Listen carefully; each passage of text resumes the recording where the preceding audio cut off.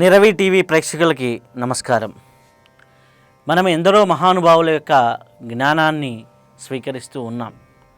ఈరోజు మన అదృష్టం స్వామి సదానందగిరి బాబా గారితో ఉన్నాం. వారు 106 ఇయర్స్గా ఉన్నప్పుడు లాస్ట్ 2 ఇయర్స్ బ్యాక్ మొట్టమొదటి ఇంటర్వ్యూ చేయటం జరిగింది. ఇప్పుడు 108 సంవత్సరాలకి వారు రావటం అనేది జరిగింది. మరొక్కసారి వారితో ఒక సజ్జన సాంగత్యం చేసే భాగ్యం కలిగింది. నమస్కారం గురుగారు. హరిగా మనకి ఓంకారం అనేది ఇప్పుడు సైంటిఫికల్గా కూడా చాలా ఇదిగా బిగ్ బ్యాంగ్ థియరీ దగ్గర నుంచి అన్నిటిలో కూడా ఓంకారం ధ్వని అని ఉంది. చాలామంది మనం చూస్తున్నట్లయితే నా పరిశీలనలో కూడా ఓంని అకారాన్ని కలిపి చాలామంది పలకటం లేదు. అసలుకి ఈ ఓంకార సాధన రహస్యం ఏంటి? అసలు అన్నిటికీ ఈ ఓంకార సాధనని అంటే అష్టోత్తరాలు చేసినా ఓం తగిలిచ్చారు, సహస్రనామాలు చేసినా కానీ ఓం అనేది ఉంది. అలా ప్రతి ఒక్క మంత్రానికి ముందర ఓంకారాన్ని మనకి వేదంలోనూ ఎక్కడ చూసినా ఓంని చూశారు. అలాగే వేద సారాన్ని చూసినప్పుడు మనకి ప్రథమంగా చెప్పినటువంటిది ఓంకారమే. కాబట్టి ప్రణవనాదము అన్నారు. వీటి విశేషాల గురించి ఈరోజు చెప్పండి గురు. మా గురుదేవులైన మహంత్ హిమాలయ గిరిజీ మహారాజ్ వారిని మనసులో స్మరించుకొని నిరవి ఆధ్యాత్మిక టీవీ ప్రేక్షకులకు, వీక్షకులకు, టీవీ నిర్వాహకులకు అందరికీ శుభాశీస్సులు అందజేస్తూ, సనాతన ధర్మంలో ఓంకారానికి ఉన్న ప్రాధాన్యత ఇంకా దేనికి లేదు. సన్యాసులకు వేరే ప్రత్యేక మంత్రాలంటూ ఉండవు. వాళ్ళు నిరంతరము ఔం అనే అక్షరాన్ని మాత్రమే ఉచ్చరిస్తుంటారు. మా తపన బాధ ఏంటంటే ఆ జనాలు ఉచ్చరించాల్సిన ఓంకారాన్ని సరైన స్థితిలో ఉచ్చరించటం లేదు, ఫలితం పొందడం లేదు. ఓం ఔం ఔం ఓం అన్నప్పుడు ఒద్దులోని అక్షరం వస్తుంది, ఓ లేదా ఓడాలోని అక్షరం వస్తుంది.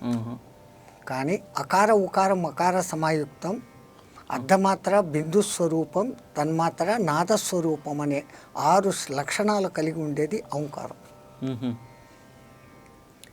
ఇప్పుడు ఏ దేవీ దేవతా మంత్ర ఉపాసన చేసినా కానీ ఒక్క రాముడికి దత్తుడికి ఇడిచిపెట్టి మిగతా అందరికీ ఏ దేవతా ఉపాసన మంత్రాలు ఏ గురువు ఎవరికి దీక్ష ఇచ్చినా ముందు ఓంకారాన్ని చెప్పి తర్వాత కొన్ని బీజాక్షరాలు సంపుటీకరణ ఆయా శిష్యుని తాహతు అర్హతను బట్టి వాడికి ఏ బీజాక్షరాల సంపుటి ఇస్తే వాని షట్చక్రాలలో ఏవి కదిలి ఫలితం ఇస్తాయని ఆయన చూసుకొని ఇస్తాడు. కానీ ప్రథమం ఓంకారం. ఈ ఆధునిక సైన్స్ ప్రకారం చూస్తే కూడా ఈ మధ్య విజ్ఞానికులు కనుక్కొని బిగ్ బ్యాంగ్ థియరీ అంటున్నారు. ఆ బిగ్ బ్యాంగ్ జరిగింది అనే దానికి రుజువు చూపించేదానికి యూనివర్స్లో నుంచి వస్తున్న ఒక సౌండ్ను రికార్డ్ చేశాడు. అది కూడా ఔం.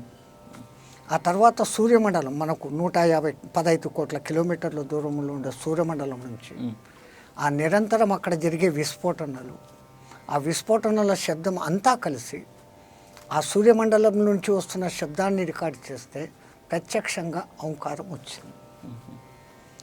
ఓంకారము ఇంత ప్రాధాన్యత పొందేదానికి కారణము మనం మాట్లాడుతున్న ఏ మాటల్లో కానీ అకారమో ఉకారమో మకారమో కలిసి పలకపడతాయి. నే ను అన్నప్పటికీ ఆ మొత్తం మాటలో ఎక్కడో ఒక చోట ఈ అకార ఉకార మకారాలు ఉంటాయి. అకార కాంబినేషను ఉకార కాంబినేషన్ లేకుండా ఏది కూడా ధ్వని అనేది రాదు కదా. ఖచ్చితంగా ఆవు మాలని కలుపుకొని ఈ ధ్వనిని దాన్ని నాదంగా మార్చగలిగిన శక్తి నాదస్వరూపంగా కనపడేది ఓంకారం. ఈ ఓంకారాన్ని అకారాన్ని ఎక్కువ మాత్రలు ఉచ్చరిస్తూ చేస్తే ఒక ఫలితము, ఉకారాన్ని ఎక్కువ దాని మీద మాత్రాకాలాన్ని పెట్టి చేస్తే ఫలితం ఒక విధము, ఓంకారం మీద చేస్తే ఒక ఫలితం. ఎప్పుడైతే ఔం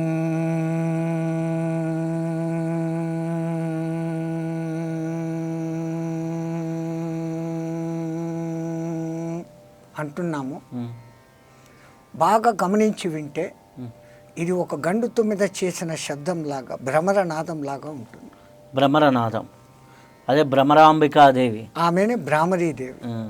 భ్రామరీ ఉపాసకులందరూ కూడా నాదానుసంధాన విద్య నేర్చుకునేవాళ్ళు, అనాహత నాదానుసంధాన విద్య నేర్చుకునేవాళ్ళు. వాళ్ళు ఎక్కువగా ధ్యాస పెట్టేది ఈ ఓంకారం మీద ఎక్కువ ధ్యాస పెడతారు. అత్యధిక మాత్రలు అది చదువుతారు, ఉచ్చారణ స్వరం చేస్తారు. ఆ విధంగా చేసినప్పుడు మీకు తెలియకుండానే ఇక్కడ ఒక వైబ్రేషన్ అనేది కలుగుతుంది. ఔం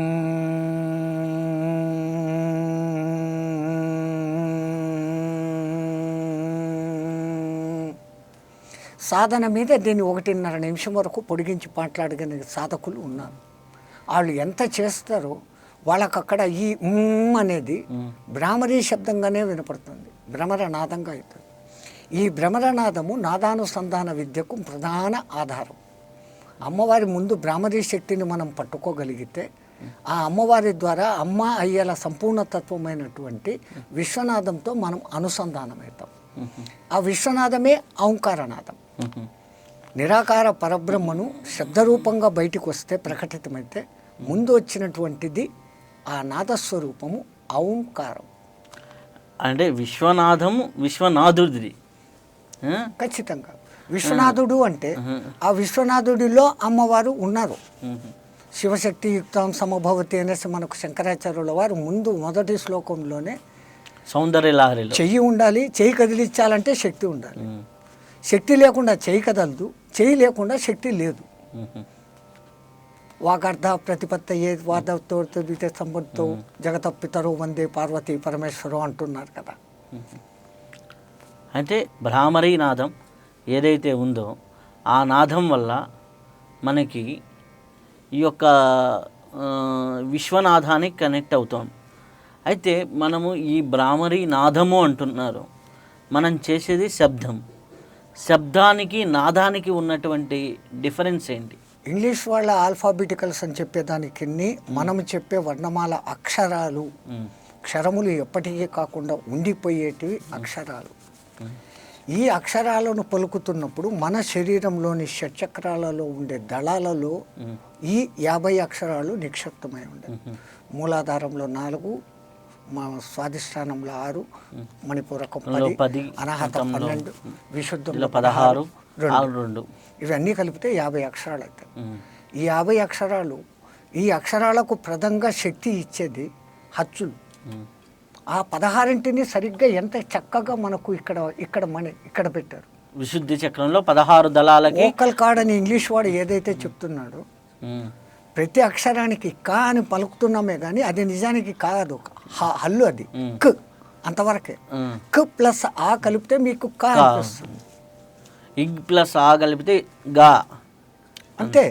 అవన్నీ వాటికి ఎప్పుడైతే అకారం కలుస్తుందో లేదా ఆకారం కలుస్తుందో దీర్ఘమవుతా ఉంది. అది స్వర లక్షణం. ఇప్పుడు మీరు ముత్త కా అని పలికారు, అది మీరు చేస్తున్నారు శబ్దం. దాన్ని 2 మాత్రల కాలము 3 మాత్రల కాలము పొడిగించి కా అన్నారు అనుకోండి, అది నాదం. శబ్దానికి నాదానికి ఈ చిన్న తేడా ఉంది. అందుకే నాదానుసంధాన విద్య అంటే కనుక నిరంతరము విశ్వంలో వస్తున్నటువంటి ఆ మహాశక్తివంతమైనటువంటి ఓంకార నాదంతో మన హృదయనాదము అనుసంధానం చేసుకునే దానికోసం అనాహత నాదం అంటున్నాం. దీని పేరే అనాహత చక్రం. శబ్దము లేకుండా, ఎవరు తట్టకుండానే, ఎవరి ప్రోద్బలము లేకుండానే నిరంతరము ఉద్భవించే శబ్దాన్ని అనాహతనాదం అంటాం. మనం ఒక మృదంగాన్ని వాయించాలన్నా, ఒక వీణను వాయించాలన్నా అక్కడ మనం దాన్ని కదిలించాలి, కొట్టాలి. దెబ్బ తగలకుండానే శబ్దం ఉత్పత్తి అయ్యేది అనాహతనాదం అంటాం. అందుకని ఆ ముందు నాదానుసంధానాన్ని మనం పొందగలగాలి, అనాహతనాదంతో మనం లింక్ కాగలగాలి అంటే ముందు భ్రామరీ శక్తిని అనుభవించుకునే స్థాయికి రావాలి. మన పూర్వీకులు ఎంత శోధన చేసి మన ఉన్నతి కోసం ఇంత అద్భుతమైనటివి పెట్టి ఒక్క 2 దేవుళ్లకు మాత్రమే ఓంకార ఉచ్చారణ చేయాల్సిన అవసరం లేకుండా మిగతా ఎవరు చేసినా ఏ మంత్రం పట్టించినా ఓంకార మంత్రరహితమైనటువంటిది ఫలితం ఇయ్యద్దు అని పంచాక్షరి అంటారు. ప్రణవ పంచాక్షరి అంటారే కానీ అక్కడ మళ్ళీ అది 6 అక్షరాలు అవుతుందన్న లెక్క లేదు. కొన్ని చోట్ల ఓంకారము పలకబడి లెక్కలోకి వస్తుంది, కొన్ని చోట్ల లెక్కలోకి రాదు. ఓం నమో నారాయణ, లేకుంటే ఓం నమో భగవతే వాసుదేవాయ, అదే 12 అక్షరాలు అష్టాక్షరి అట్లా ఉంటుంది. మరి ప్రణవ పంచాక్షరి అని చెప్పినప్పుడు ఓం నమ శివాయ, నమశివాయలో 5 ఉన్నాయి. 5. ఇది ప్రణవం కలిస్తే అప్పుడు 6 కదా అని ఎవరైనా ప్రశ్న వేయవచ్చు. అది అందుకనే కానీ ఈ ఓంకారంతో కలిపి ప్రణవ పంచాక్షరి అంటారు. ప్రబలమైన రవం నిరంతరము వస్తున్న దాన్ని ప్రణవము అంటాను. ఇది ప్రళవమైన రవము నిరంతరము వస్తూ ఉంటుంది కాబట్టి దాన్ని శబ్దము రవముగా మారుతాను. రవము అన్న పేరు వాడాము ఇక్కడ, శబ్దం అని వాడలే, నిరంతర శబ్దం అనలే. ప్రబలంగా నిరంతరంగా ప్రవాహంగా వస్తున్న ఏ రవం అయితే ఉందో అది ప్రణవం. రవం అంటే రవము అంటే శబ్దం. అంటే శబ్దానికి రవానికి తేడా ఏంటి? అదే ఇప్పుడు మనం మాట్లాడుతున్నాం మామూలుగా, ఇది మాటలు, దాన్ని కొంచెము ఒక నాటకీయంగా దీర్ఘంగా కలిపి పాడినప్పుడు అది రవము అవుతుంది. రాగంతో కూడుకున్నది అనుకోవచ్చా? రెండవది రవము అంటే కనుక మానవుడు తన డెసిబల్స్, ఈ సైన్స్ ప్రకారం చూస్తే సౌండ్ను డెసిబల్స్లో కొలుస్తాడు. కొన్ని డెసిబల్స్ సౌండ్స్ను మాత్రమే వినగలుగుతాడు. ఆ కొన్నింటికన్నా తక్కువైన 20 డెసిబల్స్ కన్నా తక్కువ ఉన్న సౌండ్ వీనికి వినపడదు. ఓ 200-300 డెసిబల్స్కు మించిన సౌండ్ విన్నాడంటే కన్నబేరి పగిలిపోతుంది. మానవుడి లిమిటేషన్ తక్కువ. ఆ వినిపించని రవాన్ని కూడా వినగలుగుతున్నాయి కాబట్టి మీరు చెప్పే ఆ కుక్కలు అని అంటున్నారు, మేము దాన్ని భైరవము అంటున్నాం. అక్కడ చూడండి, భైరవము. భై అంటే వినిపించని, రవమును వినగలిగినటివి భైరవం. భైరవంలో అంత ఉంది, భైరవుడు. మరి భైరవుడు మామూలుడు కాదు, వినిపించని శబ్దాలను కూడా వినగలిగినవాడు. మీకు జనరల్ అబ్జర్వేషన్ ఉంటుంది, ఎక్కడో ఒక కుక్క పడుకొని ఉంటుంది, మీరు చెప్పులు లేకుండా కూడా వెళ్తుంటారు, గడ్డి మీద మీరు పెట్టిన కాలు సౌండ్ను మీరు వినలేరు, అది వెంటనే చెవును రిక్కించేసి బొమ్మంటుంది. సో వినిపించని శబ్దాలను అది అంత తొందరగా పట్టుకోగలుగుతుంది కాబట్టి దాని పేరు భైరవం. మీరేమో కుక్క డాగ్ బోగు అంటారు, మేము వాటి ఎక్కడ కనపడినా కానీ, ఏ ఊరింట్లో కుక్కలు కనపడినా కానీ హలో భైరవ అంటాం. అయితే ఈ నాదానికి మనకి ఈ యొక్క వాక్కు ఉన్నది కదండి, వైఖరి మధ్యమ పరాపశ్యంతి వాక్కు, దీనికి ఓంకారానికి ఏమైనా సంబంధం ఉందా? ఖచ్చితంగా. ఇప్పుడు మీరు ఆ ఓం అని ఎప్పుడైతే పలుకుతున్నారో ఆ మీకు పరాస్థాయిలో ఉంది. అసలు ఈ పరాపశ్యంతి మధ్యమి వైఖరి అంటున్నాం, మనకి ఇప్పుడు వైఖరి మాత్రమే తెలుస్తుంది. ఈ ఒక్క వైఖరికి వెనకల మూల కారణము మిమ్మల్ని చూసి మిమ్మల్ని పలకరించాలా అనుకున్న భావన నాలో కలిగింది. మిమ్మల్ని దూరంలో చూశాను, మిమ్మల్ని చూడంగానే రవిశాస్త్రి గారు అనాలా, లేకుంటే హాయ్ రవి బాగున్నావా అనాలా, లాంటి ఇన్ని భావనలు నాలో పుడతాయి. ఆ పుట్టే తొలి ప్రాథమిక భావన పర. సరే, ఈ మూడింటిలో దేన్నో ఒకదాన్ని ఛాయిస్ తీసుకొని చెప్తామన్న స్థాయికి రావడం పశ్యంతి. ఆ పశ్యంతికి ఏ వర్డ్స్ని, ఏ లెటర్స్ని ఎక్కడ పెట్టుకోవాలని చూసుకునే దానికి మధ్యమ. ఈ 3 స్థాయిలు దాటి ఆ మాట బయటకు వస్తూ ఉంది. ఫ్రాక్షన్ ఆఫ్ సెకండ్లో ఇన్ని క్రియలు మన శరీరంలో జరిగిపోతుంది. పరాపశ్యంతి మధ్యమ వైఖరి, పరాపశ్యంతి మధ్యమ మనకు ఎవరికి అవి ఉన్నాయి అక్కడ వస్తున్నాయన్న లేదు తెలీదు. ఇంత సూక్ష్మంగా ఆలోచించగలిగితే ఒక మనిషికి వచ్చే భావనకు ఒక ఉత్పత్తి ఇక్కడ కాబట్టి అక్కడ మణిపూరక కండకానికి కింద మూలాధారానికి మధ్యలో ఒక జ్ఞానకండరము అనేది ఉంటుంది. అందుకే సాధకులు అక్కడ ఒత్తిడి పెట్టి కూర్చుంటారు. అదే మనకి ఇప్పుడు మోడర్న్ భావాలు పుట్టకుండా ఉండేదానికి భావకండరం మీద ఒత్తిడి తెచ్చి కూర్చుంటారు. భావకండరం మణిపూరక చక్రానికి కింద స్వాధిష్టానానికి పైన మధ్య భాగంలో భావోత్పత్తి స్థానం నిజంగా అది. అక్కడికి మీకు ఎప్పుడైనా ఆకలేసినప్పుడు మీకు ఆ భావన ఎక్కడి నుంచి కలుగుతుంది? ఫస్ట్ కడుపులో ఆకలి అనే ఒక ఫీలింగ్ కడుపు నుంచే కలుగుతుంది. నాకు ఆకలి అవుతుంది, ఐఆమ్ హంగ్రీ, ఏదో ఇంగ్లీష్లో చెప్తాము ముజే భూక్ లగ్ రహీ. ఈ మాటలను ఏ భాషలో అక్కడ ఉన్న వాళ్ళకు చెప్పాలనుకునే దానికి పశ్యంతి చూస్తున్నాం. ఎవడికి తగిన భాషలో చెప్పేదానికి పశ్చంతి, వానికి ఆ మాధ్యమంలో వినిపించేదానికి మధ్యమగా దానికి ఆ వర్డ్స్ను సెటప్ చేసి పెడతాను. గౌరవంగా మాట్లాడాలన్నా, మామూలుగా మాట్లాడాలన్నా, పన్నోనితో ఒరే అని మాట్లాడాలన్నా, ఏమండి స్వామి గారు ఈ పదాలు ఉపయోగించాలన్నా, ఇవన్నీ మధ్యమ స్థాయిలో జరిగిపోయి టక్కన ఆ మాట నోటిలో నుంచి బయటకు వస్తుంది. ఆ స్వరపేటిక అంత ముఖ్యమైనది కాబట్టి మన వాళ్ళు స్వరపేటికకు ముఖ్యమైన అచ్చులన్నింటినీ అక్కడ 16 అక్షరాలుగా పెట్టినారు, ఆ నుంచి అహా వరకు. ఉచ్చారణలు ఇట్లా జరిగినప్పుడు అక్షరాలు మామూలుగా పలకబడితే ఈ విధంగా శబ్దము అంటాము. దాని పక్కన ఒక పూర్ణత్వాన్ని చేరిస్తే అది బీజ అక్షరము అనిపించుకుంటుంది. పూర్ణము అంటే 0. మీరు 0 అంటారు, పూర్ణాన్ని ఎప్పటికీ చెప్పకూడదు. 0 అంటే శూన్యం అన్న అర్థం వస్తుంది. పూర్ణం అన్న అర్థంలో తీసుకున్నప్పుడు పూర్ణమద పూర్ణమిద పూర్ణాత్ పూర్ణ సమచ్యతే పునస్య పూర్ణమాదాయ పూర్ణమేవ అవశిష్యతే. ఓం శాంతి శాంతి శాంతి.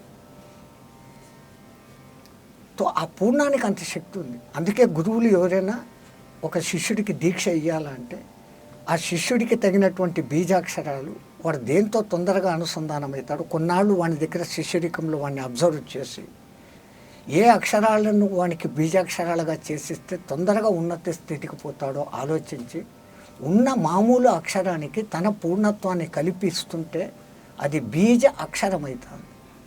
ఆ బీజాక్షరాన్ని ఆ గురువు వాడిని చెవులో వేస్తే శిష్యుడికి అది కన్నస్థమైన శిష్యుడు దాన్ని కంఠస్థం చేసుకుంటే వాని హృదయ క్షేత్రంలో పోయి ఆ గింజ పడుతుంది. ఆ శిష్యుని హృదయ క్షేత్రం శుభ్రంగా ఉందా లేదా అనే శిష్యుడిని పరిశోధించి గురువు వాడు అర్హుడైనప్పుడే వాని హృదయ క్షేత్రం అర్హతగా ఉన్నప్పుడు అప్పుడు దీక్షా బీజ మంత్రం ఇస్తాడు. ఆ శిష్యుడు ఆ బీజాన్ని ఉచ్చరిస్తూ ఉచ్చరిస్తూ ఎంతగా సాధన చేస్తే అదే నీళ్ళై ఎరువులై ఆ గింజ మొక్కై మొలకై మానై ఫలములను ఇస్తుంది. బీజాక్షరము, ప్రతి బీజాక్షరము మామూలుగా హస్వాక్షరం ఉండదు, దీర్ఘాక్షరం ఉంటుంది. అమ్మవారి క్లీం హ్రీం ఐం ఇలా పలికినప్పుడే అది శబ్దం కాదప్పుడు నాదం అయిపోతుంది. ఈ అన్నిటికీ మూలోత్పత్తి ఔం. అయితే స్వామి, ఇప్పుడు ధ్యానం చేస్తున్న మంత్ర సాధకులు చేస్తున్న మంత్ర సాధన చేసే వాళ్ళకి వారి యొక్క పరిపక్వ స్థితికి, అంటే వారు ఒక స్థితికి రాగానే దశవిధ నాదాలు వినిపిస్తాయి అంటారు. ఆ దశవిధ నాదాలు ఏవైతే ఉన్నాయో దానికి ఓంకారానికి ఏమైనా సంబంధం ఉందా? దశవిధ నాదాలలో మొదటి 3 నాదాలు అకారానికి సంబంధించిన వాయిద్య తరంగాల శబ్దాలకు వస్తాయి. ఆ తర్వాత 3 నాదాలు ఉకార సంబంధానికి వస్తాయి. ఆ తర్వాత మకార సంబంధానికి 3 వస్తాయి. ఈ మూడింటికి కలిపి పూర్ణంగా ఎప్పుడైతే ఔం అని పలుకుతున్నామో అది 10వ నాదం. దశవిధ నాదాలలో దశావ నాదానికి ఎవరు చేరుకుంటారో వాడు యూనివర్సల్ కాంటాక్ట్తో చేరుకుంటారు. ఈ ఇంగ్లీష్ వాడు ఏమి చెప్పినా మనం ఏం చెప్తున్నా ఈ రెండిటికి పెద్ద వ్యత్యాసం లేదు. వాడు దాన్ని యూనివర్సల్ సౌండ్ అంటున్నాడు. మనం పరబ్రహ్మ యొక్క శబ్దస్వరూపాన్ని ఆరాధిస్తున్నాము అంటాం. శబ్దము అనగలము కానీ చూడలేము. దానికి ఒక అక్షర రూపం ఇచ్చి రాస్తాం, కళ్ళకు కనపడుతుంది. కానీ ఉచ్చారణ అది కళ్ళకు కనపడదు కదా. కానీ ఓంకారాన్ని ఇదే ఇంగ్లీష్ వాళ్ళు ఒక ప్రయోగాలు చేసి సరిగ్గా పలికే విధానం నేను చెప్పానే, అకారం మీద ఎక్కువ ధ్యాస, ఉకారం మీద ఎక్కువ ధ్యాస, మకారం మీద ఎక్కువ ధ్యాస పెడితే ఆ సౌండ్స్ను దూరంగా పోయి అదొక పిక్చరైజేషన్గా చేసే ఎక్విప్మెంట్ ఆ మహానుభావులు కనిపెట్టారు. దాని ద్వారా ఒక మనిషి ఇక్కడ ఈ డయాఫ్రామ్ దగ్గర వీడు పలుకుతూ ఉంటే సరి అయిన ఉచ్చారణ ఓంకారం చేసేసరికి అక్కడ ఆ జగన్మాత శ్రీచక్రం పడింది. ఇట్ ఈస్, మీరు వీడియోల్లో కూడా ఉన్నాయి, చూసుకోవచ్చు. అది ఉంది. అంటే ఈ ఫోటోగ్రఫీ సిస్టంలో ధ్వనిని పిక్చరైజేషన్ చేసే దాంట్లో శబ్ద తరంగాలను దృశ్య తరంగాలుగా మార్చే టెక్నాలజీని వాళ్ళు డెవలప్ చేశారు. అలాగే మనకి ఇప్పుడు ఇన్ని చేస్తున్నారు. కానీ ఈ యంత్రాలు ఏమీ లేని కాలంలో మన మహర్షులు వీటిని దర్శించి ఓంకారానికి మూల రూపము శ్రీచక్రం అన్న సంగతిని వాళ్ళు గమనించి యంత్రరాజాలు అన్నిట్లోకి యంత్రాలు ఎన్ని ఉన్నా యంత్రాలన్నిటికీ యంత్రరాజ్యంగా శ్రీచక్రాన్ని చెప్పుకొని వస్తున్నారు. అలాగే ఓంకారానికే కాదండి, కొన్ని మంత్రాలకి ఆ మంత్రం యొక్క ధ్వనిని ఉచ్చరించినప్పుడు ఆ మంత్రం యొక్క యంత్రం రావటం అనేది మనకి ఏదైతే వేదంలో ఆ మంత్రదేవత యంత్రాలు ఏవైతే ఉన్నాయో ఆ యంత్రం రావటం అనేది జరిగింది. ఎస్, గం గణపతి వరవర సిద్ధి లక్ష్మీ గణపతి ఉంది. అది చేశారంటే మీకు గణపతి యంత్రం వస్తుంది. అక్కడ లక్ష్మీ యంత్రం చేస్తే లక్ష్మీ యంత్రం వస్తుంది. కాళికా యంత్రం చేస్తే కాళికా యంత్రమే పడుతుంది. ఎందుకు ఆ యంత్రాన్ని ఉచ్చరించేదానికి తగిన ఈ వర్ణమాల అక్షరాలు అవి ఆ వైబ్రేషన్స్ను కలిగిస్తాయి. మన శరీరంలో ఉన్న షట్చక్రాలలో ఉన్న దళాలలో కలిగే వైబ్రేషనే యూనివర్సల్ వైబ్రేషన్. ఇక్కడ బయటికి ఎప్పుడైతే ఉచ్చరించామో అది గాలిలో కలిసి శబ్ద తరంగాలన్నీ ఒక పిక్చరైజేషన్గా మారితే ఆ యంత్రం అక్కడ కనపడుతూ ఉంది. అయితే ఓంకారానికి శ్రీచక్రానికి ఉన్న సంబంధం పిక్చరైజేషన్గా చెప్పారు. అలాగే శాస్త్రపరంగా ఏమన్నా ఉందా, సృష్టి క్రమంగా ఏమన్నా ఉందా? శ్రీచక్రము మహావిద్య. శ్రీచక్రం మేరువు అనుకుంటే ఒక మానవుడు కొండ ఎక్కాల కొండ దిగాల అనుకుంటాడుగా. అంటే ఆరోహణ అవరోహణ రెండు క్రమాలు ఉంటాయి. ఇప్పుడు విశ్వశక్తి అయినటువంటి ఈ ఓంకారము బిందువు అనుకోండి. ఓంకారముతో శబ్దముతో సృష్టి ఆరంభమైంది. అది త్రికాలాలుగా మారింది. మొదటి త్రికోణం ఆ త్రికాలాలుగా మారింది, అష్ట దిశలకు వ్యాపించింది. ఆ తర్వాత దశవిధ నాదమై ఈ మానవ శరీరంలో ఉన్నటువంటి అనేక దశలు, దశ దశ దశ కర్మేంద్రియ జ్ఞానేంద్రియాలు 10, ప్రాణ ఉపప్రాణాలు 10, పాంచభౌతిక శరీరము, పాంచ తన్మాత్రలు ఇవి 10.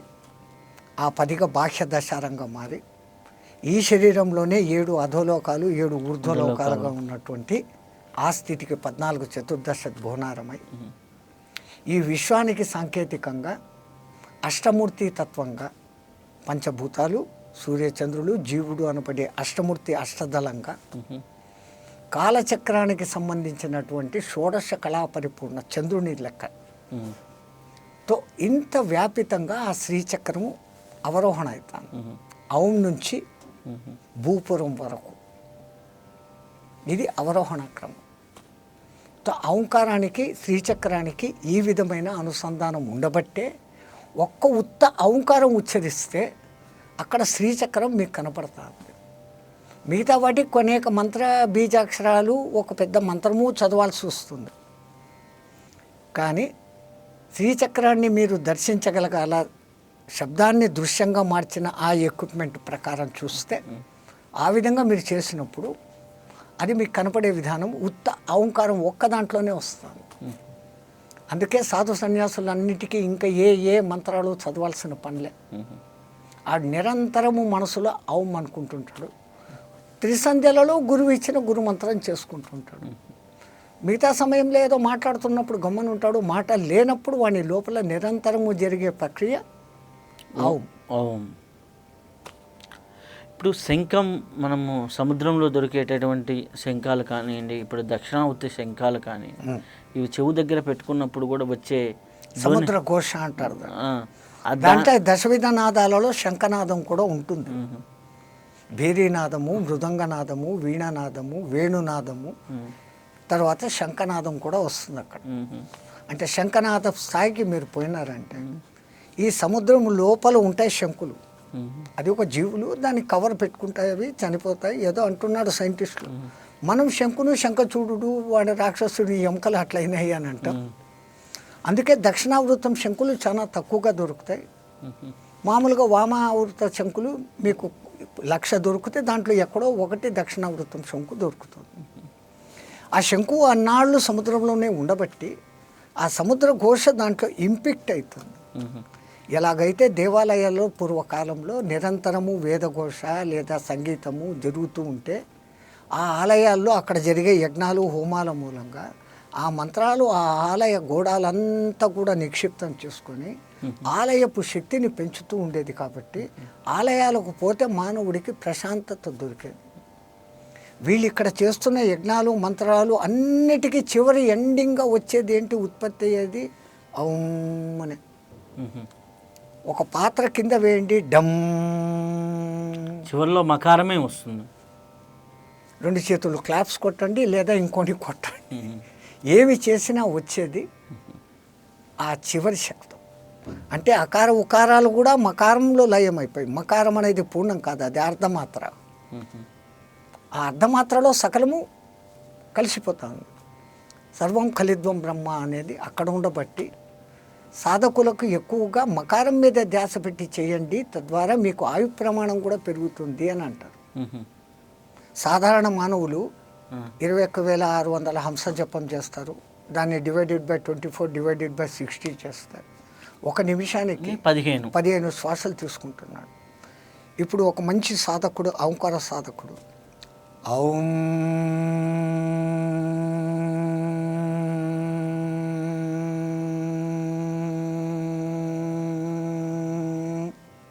అర నిమిషం. వేరే వాళ్ళు 15 శ్వాసలు తీసుకున్నారు, నేను 1 శ్వాసను తీసుకుని వదిలేదానికి అర నిమిషం పట్టింది. సో 7.5 శ్వాసలు, ఇంచుమించు 7-8 శ్వాసలు నాకు మిగిలిపోయినాయి. తో అన్ని శ్వాసలు నాకు మళ్ళీ సేవ్ అయినట్లు బ్యాంకులో, ఆయు ప్రమాణం పెరిగినట్లే. 1 గంట సేపు ఓంకారనాదం చేస్తే 60 × 7 470 నిమిషాల కాలము నాకు సేవ్ అయినట్టు. శ్వాసల కాలం లెక్కేసుకుంటే ఇంక అంతే. దానే పది ఖానే వాళ్ళక నామన్నట్లు, ఎవరైనా కాలం చేస్తే వానికి నూకలు చెల్లిపోయిన భూమి మీద అంటారు. అంటే వాడికి అన్నే నూకలు రాసిపెట్టి ఉంది అని అర్థం. అన్నే శ్వాసలు అన్నే నూకలు, 2 ఒకటే. అందుకే సాధకులు మితిమీరిన ఆహారం తినరు, ఆహారము లిమిట్గా తీసుకుంటారు. తో వాళ్ళ ఆహారాన్ని వాళ్ళే సేవ్ చేసుకుంటున్నారు, ఎట్లయితే ఊపిరిలు సేవ్ చేసుకుంటున్నారు.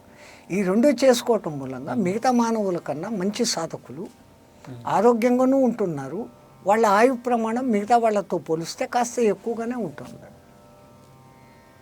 మీరున్నట్లు మమ్మల్ని మాకన్నా ఎక్కువ వయసున్న మహానుభావులు 100ల మంది ఉన్నారు. మీకు బహుశా తెలిసి ఉంటుంది, మొన్న పద్మశ్రీ అవార్డులు ఇచ్చినప్పుడు కాశీలోని ఒక మహానుభావుడికి, శివానంద స్వామి, ఆయనకు 125 ఏళ్ళు. మొన్న పద్మశ్రీ ఇచ్చిన శివానంద గారు కాశీలో ఉంటారు. ఆ మహానుభావుడు ఇప్పటికీ తన పనులు తాను చేసుకుంటారు, యోగా చేస్తారు, ఖచ్చితంగా ఆసనాలు వేస్తారు. అక్కడికి వచ్చి ఆ రాష్ట్రపతికి సరిగ్గా నమస్కారం, సాష్టాంగ దండ ప్రమాణం చేసి లేచి తనంతగా తను ఇంకోళ్ళు లేపాల్సిన అవసరం లేకుండా లేచి నిలబడ్డాడు మహానుభావుడు. ఓ 10 ఏళ్ళ కింద అనుకుంటాను బహుశా. అప్పుడు మాకు బహుశా 90 ఉండొచ్చు, ఆ మహానుభావుడికి ఒక 115 ఉండొచ్చు. అంటే నాకు ఆయనకు మధ్య 25 ఏళ్ళ తేడా ఉండొచ్చు. ఆయన మమ్మల్ని గేలి చేసేదానికి కూర్చొని మాట్లాడుతూ వాళ్ళ వర్కర్ చేత సూది దారం తెమ్మన్నాడు. తెప్పించి ముందు ఎక్కించలేనట్లు నాటకం ఆడి మా చేతికి ఇచ్చి ఎక్కించమన్నాడు. మేము ఎక్కించలేకపోయాం. ఆయన నవ్వుతూ తీసుకుని సులభంగా ఒకే ఒక్క ప్రయత్నంలో సూదిలోకి దారం ఎక్కించాడు. అంటే ఆయన కళ్ళు ఇప్పటికీ కూడా అప్పటికి అంత అద్భుతంగా పొన్నాయి. 115 సంవత్సరాలు అప్పటికి ఆయన వయసు. ఇప్పుడు మొన్న ఆయనకు టీవీలో ఒక కార్యక్రమం వచ్చింది. శుభ్రంగా రోటీ తింటా ఉన్నాడు, పండ్లు ఉన్నాయి, చెవులు ఉన్నాయి, శబ్దం వింటూ ఉన్నాడు, తన పనులు తాను చేసుకుంటున్నాడు. 125. ఇప్పుడు ఇంకా దాటి ఇంకొక 6 నెలలు కూడా పెరిగిపోయి ఉండొచ్చు, 126 వచ్చి ఉండొచ్చు. కానీ ఇంత ఈ యాక్టివ్నెస్ వెనకల కారణం ఆయన మాకు చెప్పింది ఇదే. అరే మాట్లాడకుండా నువ్వు గమ్మనున్న ప్రతి నిమిషాన్ని సద్వినియోగం చేసుకో, ఓంకారం లోపల చెప్పుకో. హాత్మే కామ్ మన్మే బోల్తే రహో రామ్ అంటారు మా వైపు. దానికి ఏ డిస్టర్బెన్స్ లేదు. మనసులో ఔం అని ఎంతెంత దీర్ఘం తీసుకుంటూ చేస్తే ఒక దిక్కు ఆయు ప్రమాణము పెరిగింది. ఆ విశ్వంతో మనం నాదానుసంధానం అయ్యేదానికి మన బాడీ కూడా మొత్తం ప్రిపేర్ అవుతుంది. ఇప్పుడు ప్రాణాయామ విషయంలో కూడా మేము చెప్పేది ఇన్ని ఓంకారాలు చెప్తూ తీసుకోండి. 1:4:2 నిష్పత్తి అనేది ఒకటి ఉంది. 10 ఓంకారాలు చెప్తే 40 ఓంకారాలు చెప్తూ కుంభించండి, 20 ఓంకారాలు చెప్తూ వదలండి అంటారు. ఓంకారాలు 10 ఓంకారాలు చెప్పాం, 40 ఓంకారాలు తీసుకున్నాం లోపల, మొత్తం టోటల్ 50. మీరు బయటికి వదులుతున్నది 20, మిగతా 30 ఓంకారాలు ఏమవుతున్నాయి? ఆ ప్రాణశక్తిగా వాయువు శరీరంలో నిక్షిప్తం అవుతుంది. మీ మెదడులోని ఇప్పుడు సైంటిస్టులు చెప్తే న్యూరాన్స్ 10,000 కోట్ల న్యూరాన్స్. మానవుడు విశ్వానికి సూక్ష్మ రూపం అనే దానికి ఎగ్జాంపుల్ మన మిల్కీ వే గెలాక్సీలో 10,000 కోట్ల నక్షత్రాలు ఉన్నాయని ఈ సైంటిస్టులు అంటున్నారు. The same number of neurons మన మెదడులో ఉన్నాయి. సర్వానికి మెదడు మూలం కాబట్టి ఎప్పుడైతే ఈ ఓంకారాలు కుంభకం చేసి బయటికి వదిలినాము, బయటికి వదిలింది 20, ముందు పీలుస్తూ తీసుకున్నాం 10, లోపల కుంభించాం 10 × 4 40, 50 ఓంకారాలని బయటికి రిలీజ్ చేస్తున్నది 20. 30 ఓంకారాలు ఆ ఒక్కొక్క న్యూరాన్లో డిపిక్ట్ అవుతుంది. ఓహో. తో పూర్వకాలంలో ఋషిమునులు సంవత్సరాల కొద్దీ ఏకాంతంగా అలాగే కూర్చొని తపస్సు చేస్తూ ఈ విచిత్రమైన ఈ ఓంకారాలను 10 చేస్తేనే 1:4:2లో 10 చేస్తే ఇంత శక్తి. 100 ఓంకారాలు చెప్తూ పీల్చుకుంటే 400 ఓంకారాలు లోపల పెట్టుకుని 200 ఓంకారాలు బయటికి వదిలితే 300 ఓంకారాలు ఒక్క ప్రాణాయామంలో ఆ మహానుభావులు చేస్తూ దినాలు, నెలలు, సంవత్సరాలు చేస్తే వాళ్ళ మెదడులోని న్యూరాన్స్ అన్నీ కూడా ఓంకార సమాయుక్తమయ్యి ఆ ఓంకారం విశ్వశక్తిగా మారిపోయి వాళ్లకు అనుసంధానం కదిలి వాళ్ళు ఏమనుకుంటే కళ్ళు మూసుకుంటే ఏ దృశ్యాన్నైనా చూడగలుగుతూ ఉన్నారు, ఎవరితోనే మాట్లాడగలుగుతూ ఉన్నారు. వాళ్ళ దేహం మీద వాళ్ళకు కంట్రోలు, పంచభూతాల మీద కంట్రోలు, నీళ్ళ మీద తేలడము, అగ్నిలో కూర్చోవటము, భూమి లోపల దహనం చేసినా కానీ ఖననం చేసినా కానీ ఏమీ కాకపోవడము. అంటే పంచభూతాల మీద వాళ్ళు ఆధిపత్యం పొందుతూ ఉన్నారు.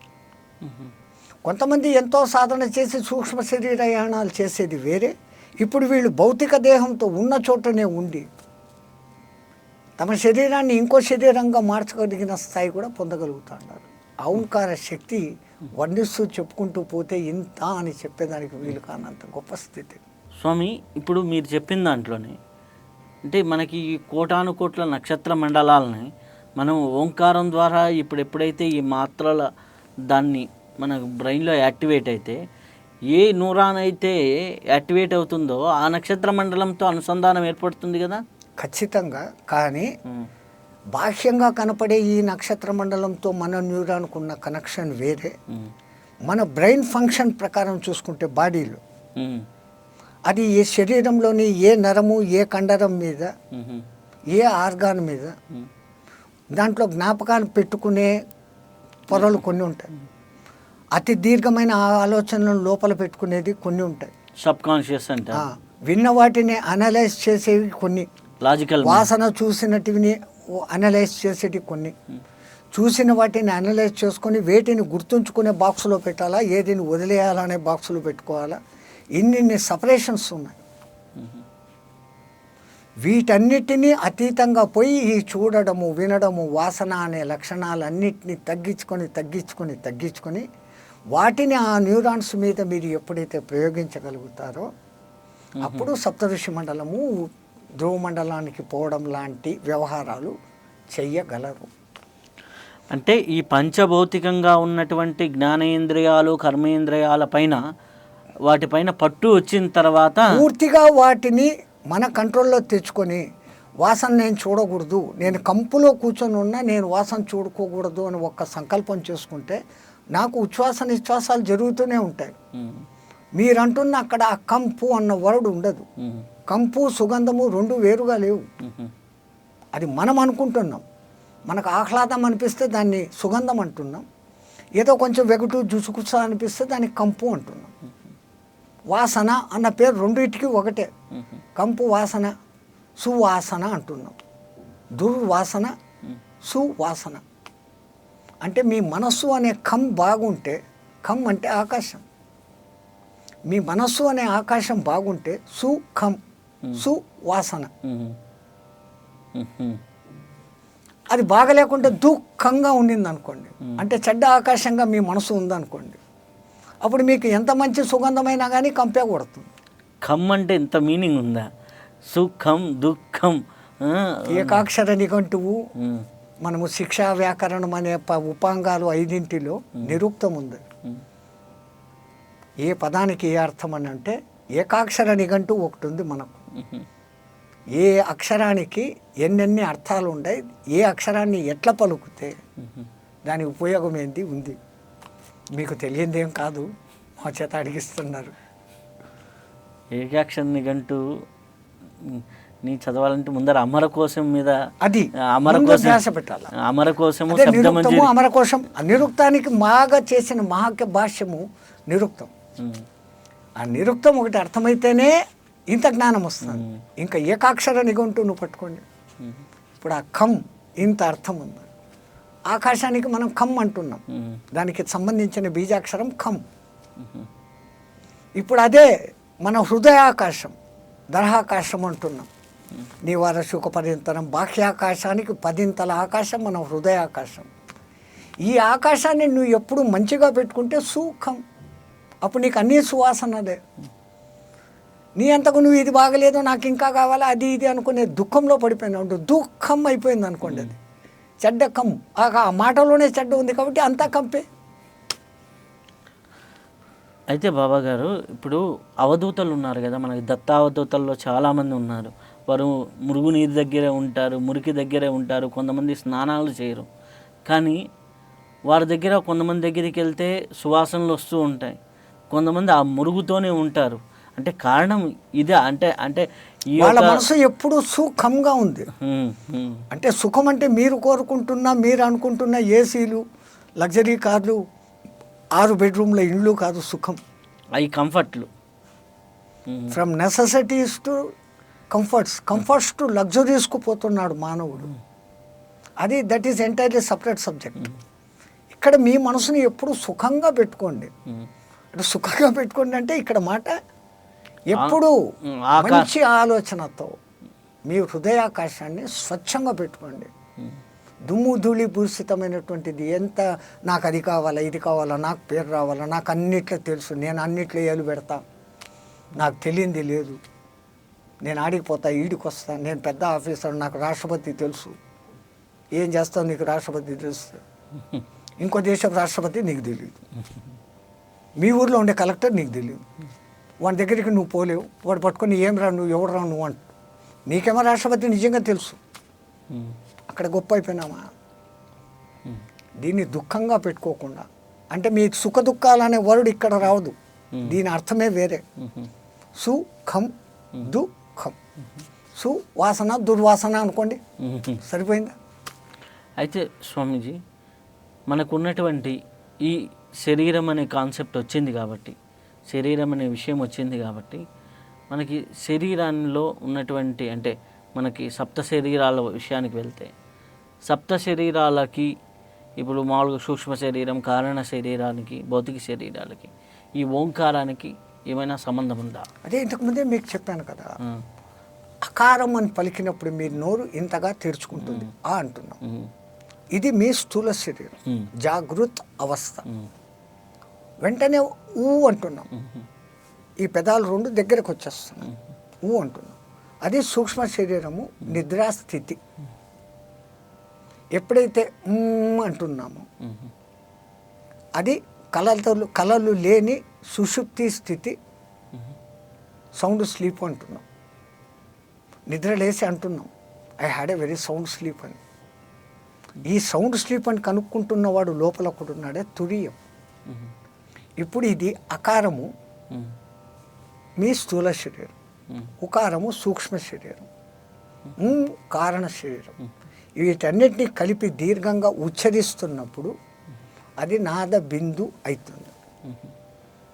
అప్పుడు మీ ఈ శరీరంలో ఉన్న ఈ 3 తత్వాలు, జాగృతి, నిద్ర స్థితి, 3ంటిని దాటి మనం లయం అయిపోయి కేవలం మీలోని ఆత్మ మేలుకుంటుంది.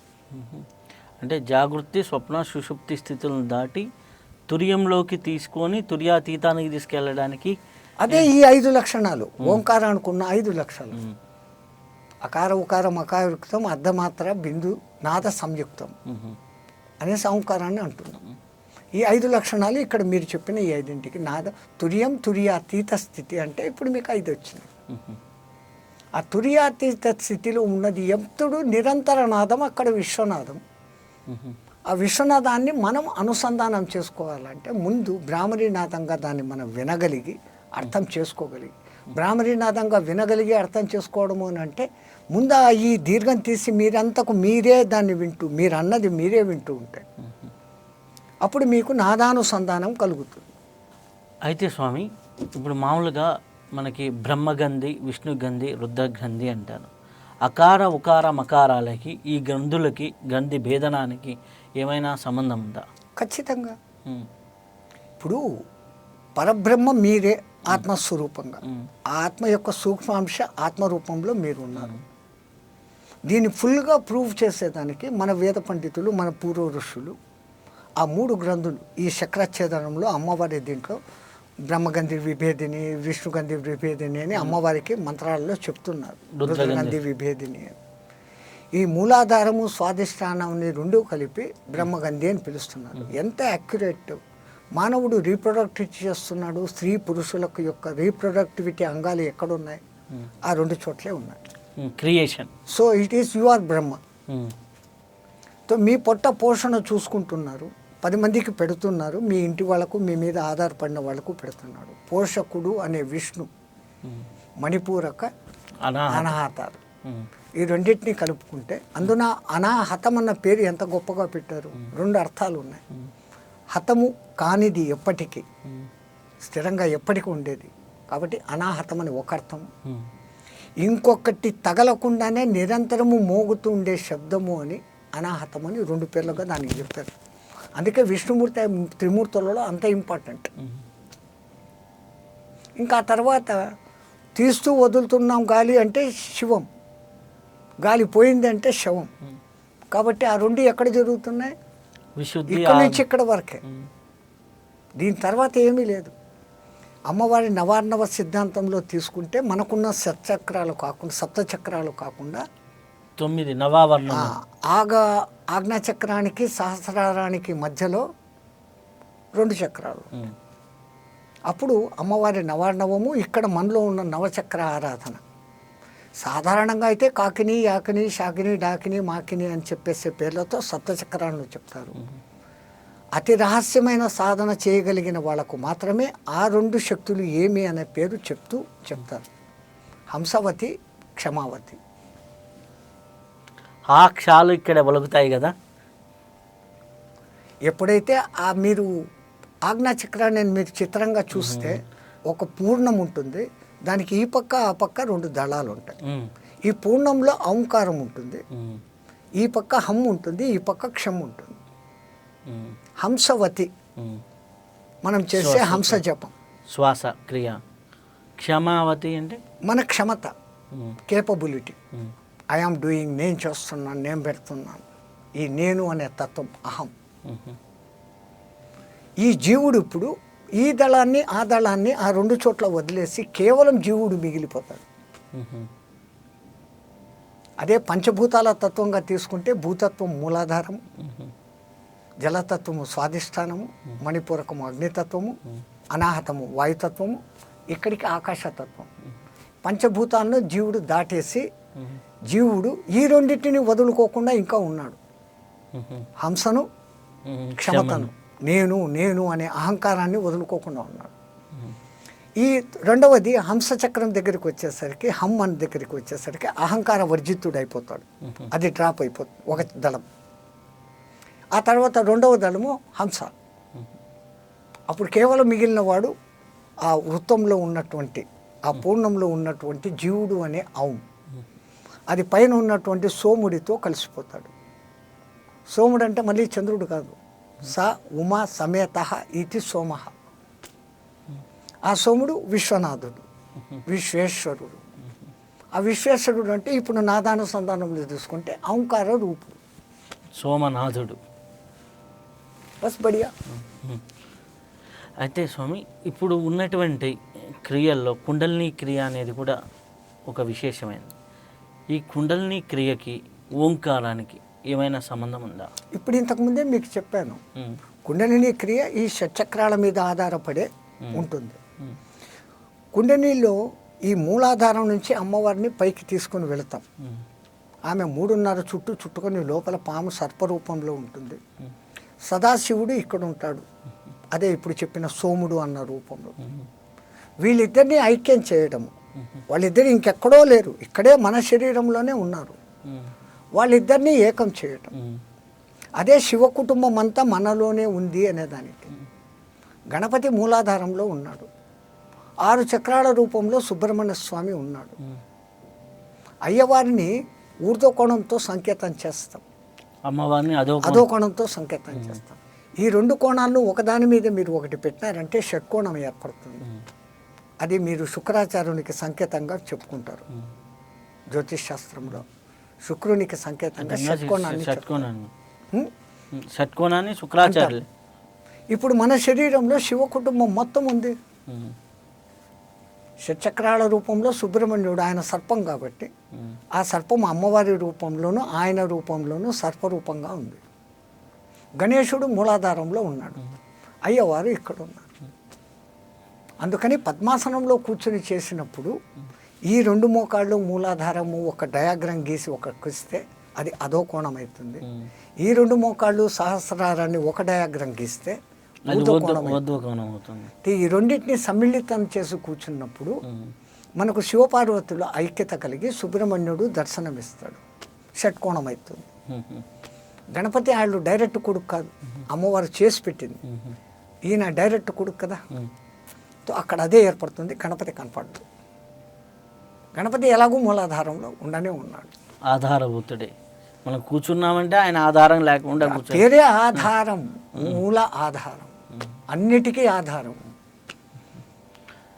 అయితే స్వామి, ఈ ఓంకారం నాదం జరిగే వారికి, అంటే ఓంకార నాదం చేసేవారికి సహజ ఊర్ధ్వరేతస్సు జరుగుతుంది అని విన్నాను, అది ఎంతవరకు నిజం? ఇప్పుడు ఎందుకు చూడండి మీరు, ఆ దీన్ని ఎంత పెంచుకుంటూ పోతే ఆ రేతో వస్తూ ఊతుకొస్తుంది. అందుకే ఈ ఆసనాలు వేసే మహానుభావులు కూడా ఇప్పుడు ఎక్కువగా పర్వతాసనానికి ఇంపార్టెన్స్ ఇస్తున్నారు. ఏ మాత్రము కష్టం లేకుండా అమ్మవారి ప్రవాహం కిందికి దిగుతుంది. పర్వతాసనం వేసినప్పుడు మూలాధారం పైన ఉంటుంది, సహస్రారం కింద ఉంటుంది. మనమంతా ఇట్లా కూర్చొని చేస్తాం. పర్వతాసనము ఇక్కడ కాళ్ళు ఉన్నాయి, ఈ చేతులతో కిందికి వంగుతున్నాం, తల ఎక్కడుంది ఈ చేతుల దగ్గర ఇక్కడికి వస్తుంది. పర్వతాసనం వేసి చూపిస్తే పర్వతాసనం అనేది చాలా మందికి అందరికీ తెలుస్తుంది. అది కనుక వేసినప్పుడు మన ఈ సూర్య నమస్కారాల్లో మధ్యలో ఉండే ఆసనం, సింపుల్గా చెప్పాలండి, అది ఏమైతుంది, ఈ స్థానం పైకి ఇట్లా వచ్చేస్తుంది, పర్వతం లాగా ఇట్లా వస్తుంది. అప్పుడు మూలాధారం నుంచి ఫ్లో ఆ జగన్మాత ఈజీగా ఫ్లో అయ్యి సహస్రారానికి వచ్చే ఛాన్స్ ఉంది. వేస్తే పద్మాసనము లేదా పర్వతాసనంలో సాధన చేస్తే వాడికి తక్కువని మేలుకుంటుంది. ఓహో, కానీ పర్వతాసనంలో ఎక్కువసేపు ఉండి ఈ పూరక కుంభక రేచకాలు చేయడం కొంచెం ప్రమాదం.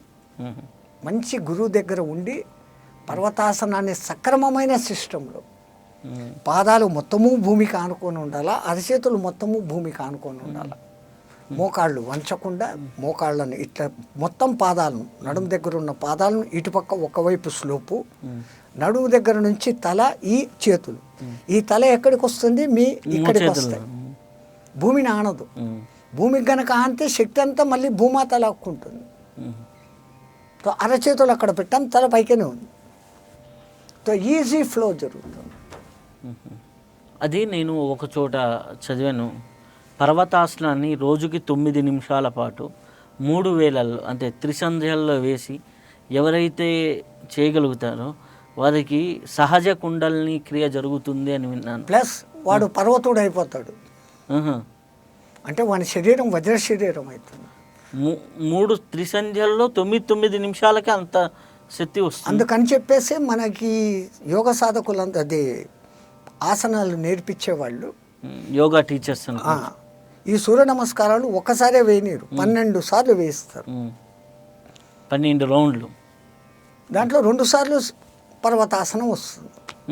ముందుకు వంగేటప్పుడు వస్తుంది, వెనక్కి ఉంటుంది. ఆ 12 ఆసనాల్లో 2 ఆసనాలు జానుశిర ఆసనం వచ్చినప్పుడు వస్తుంది, పర్వతాసనం వేసినప్పుడు వస్తుంది. ఆటోమేటిక్గా అక్కడ ఉన్నటువంటి ఫ్లెక్సిబిలిటీ అనేది వచ్చేస్తుంది. ఓకే, అంటే సాధనలో ఆసనంతో పాటు ధ్వని నాదానికి ఇంత ఇంపార్టెన్స్ అయితే ఉంది. అన్నీ కలిసినప్పుడే మ్మ్. ఇప్పుడు మీరు ఏదో ఒక మధురమైన వంటకం వండాలంటే మ్మ్. దాంట్లో పంచదారన బెల్లమా ఇంత అని ఉంటుంది, మ్మ్. ఆ వేరే పదార్థం సగ్గుబియ్యం అని ఇంత ఉంటుంది, పాలు ఇంత అని ఉంటుంది. ఈ మూడు సరైన రేషియోలో కలపగలిగితే అద్భుతమైన పాయసం అవుతుంది.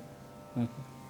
బెల్లం ఇంత వేసేసి ఇచ్చేస్తే అవదు, సగ్గుబియ్యం ఇంత వేసి ఇచ్చేస్తే కాదు, పాలు ఇంత వేసి ఇచ్చేస్తే కాదు. మ్మ్. ఆ మూడు ఒక సరైన కాంబినేషన్ కలిగినప్పుడు మీకు మధురమైన పాయసం అనేది అవుతారు. మ్మ్. సో ఇక్కడ నాదము, ఆసనము, ప్రాణాయామము